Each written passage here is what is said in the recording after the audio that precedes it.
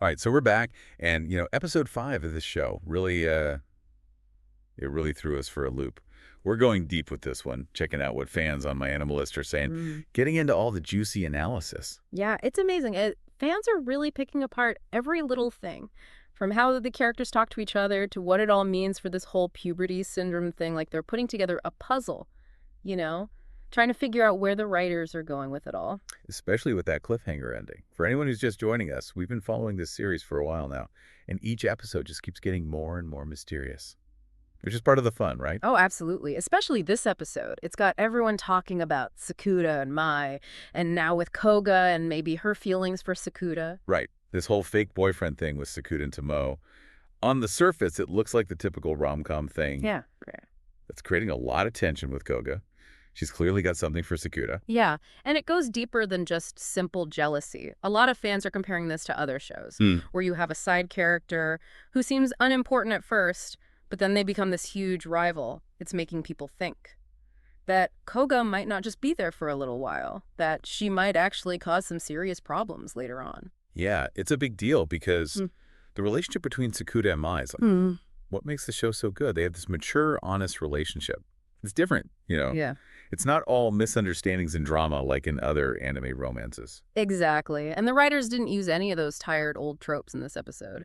Sakuda and Mai talked about the whole thing openly, which makes it even more intense, like anything could happen now. The viewers are split. Some are all in on Team Mai, and they're worried about Koga messing things up. Others are into the idea of a love triangle, especially because of Koga's possible connection to the puberty syndrome. Yeah, speaking of the puberty syndrome, we have to talk about Tomo. Her struggles in this episode, people are really connecting with them. It's not just about fitting in. It's about that feeling you get when you're a teenager, like you're trying to figure out who you are and where you belong. Yeah, and it's not just relatable. It makes you think about identity Yeah. and the pressure to be like everyone else. Fans are talking about their own experiences. It sparked some interesting discussions about how important it is to be yourself, even when it feels easier to just go with the flow. Someone in the comments said it perfectly. They said, Tomo's story reminds us that sometimes the hardest person to be honest with is yourself. Now, let's talk about the scene everyone's been talking about. Takuda confronting that jerk basketball player Yeah. who was spreading rumors about Tomo. So many comments about this scene. People are analyzing everything from why he did it to the whole poop-covered shoe thing. It's definitely a scene that breaks the mold. Usually Sakuda is just laid back. He watches things happen and uses his smarts to get through these weird situations. But here, he's the protector. He steps up in a way that surprised even the biggest fans. And people are seeing this as a big sign of how his feelings for Tomo are getting stronger, like his protective instincts kicked in. And he couldn't just stand there and let her get hurt. What's really interesting is this one act of heroism is now making people wonder about how Sakuda's character is changing and what it means for his relationship with Mai. Some people think it means his feelings are shifting. Others think it just shows how much he cares about the people around him. It's wild how this one scene is like a mirror. Everyone sees something different in it, based on their own theories and what they want to see happen with the characters. Yeah, and it's not just the fight itself. It's those little things, like Mai watching the whole thing from a distance. What do you think the writers are doing there? Maybe it shows she's starting to see how Sakuda feels about Tomoe. Or maybe it's a little bit of jealousy. But it also shows that Mai is. Even with her own puberty syndrome issues, she's always watching, always thinking about what's happening, even when she seems distant. It's like they knew the fans would come up with all these theories. There are all these little hints going all the way back to the first few episodes. And now they mean something totally different after episode 5. Like they're playing the game with us. Yeah, and that's what makes the show so good. You have to pay attention. You have to think about what's going on. It's not just something you watch without using your brain. Right. Speaking of thinking, let's get into some of those fan theories about Koga and how she might be connected to the puberty syndrome. Some people are convinced that she's going to cause another time loop, especially with that connection to Sakuda and Mai's past. Oh yeah, that flashback scene from the last episode. When young Sakuda and Mai see a girl who looks just like Koga, people are going crazy over that scene, looking for clues about who Koga really is and how she fits into the story of Mai's disappearance.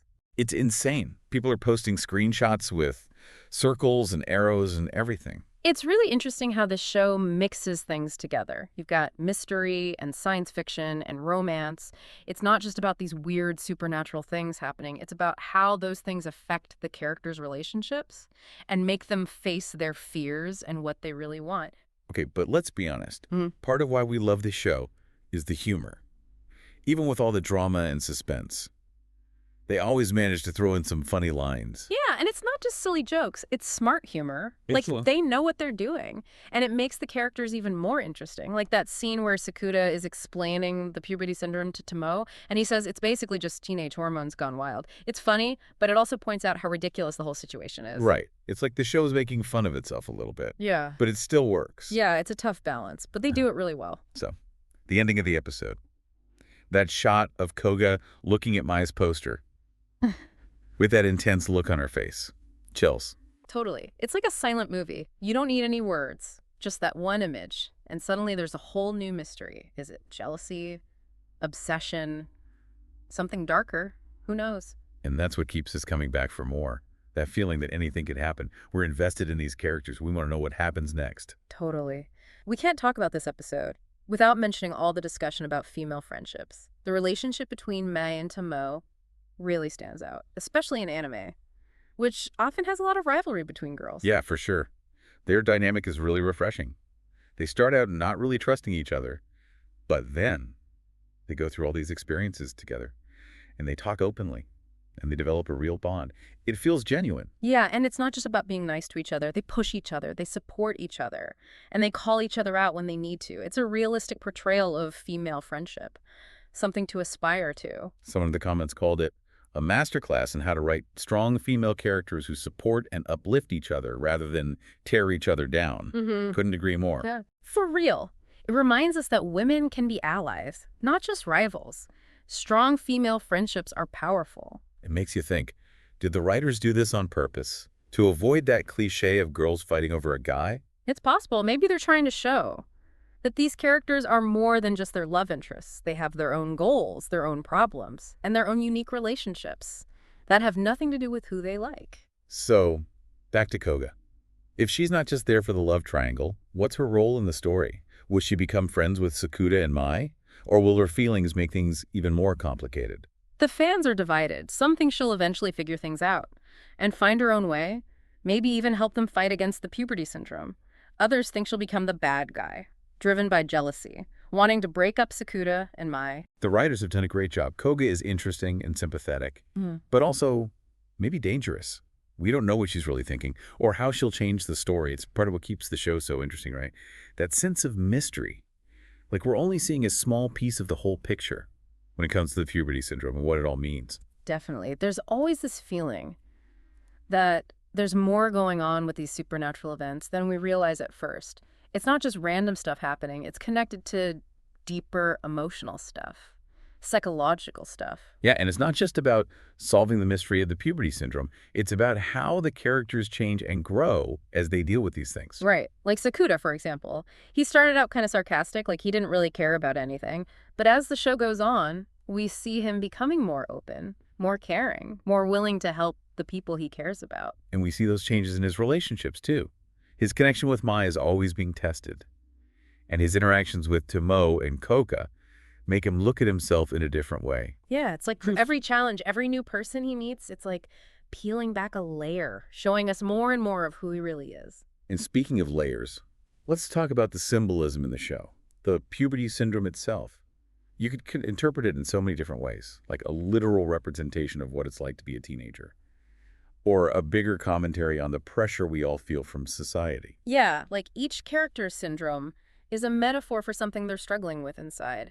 Mai's invisibility reflects her fear of being forgotten, and Tomo's doppelganger shows her struggle to find her own identity. And there are other symbols too, like the rabbits we keep seeing with Mai. They make you think about the deeper meaning behind everything. It's like the writers are creating this whole world of ideas and themes, and they're inviting us to figure it all out with them. Right, and that's what makes this show so different. It's not just mindless entertainment. It's about what it means to be human. But it's also a great story with characters you care about, and a good amount of humor too. Yeah, and it's really emotional. There are moments of real tenderness, heartbreak, joy. It's not afraid to show the whole range of human emotions. Totally. It's a show that can make you laugh one minute and cry the next, and you always finish an episode feeling like you've experienced something special. What really stood out to you in this episode? Was it a specific character, an interesting idea, or just a moment that moved you? Keep the conversation going in the comments. Or maybe even start your own deep dive into this amazing show. Thanks for joining us, and we'll see you next time for another deep dive.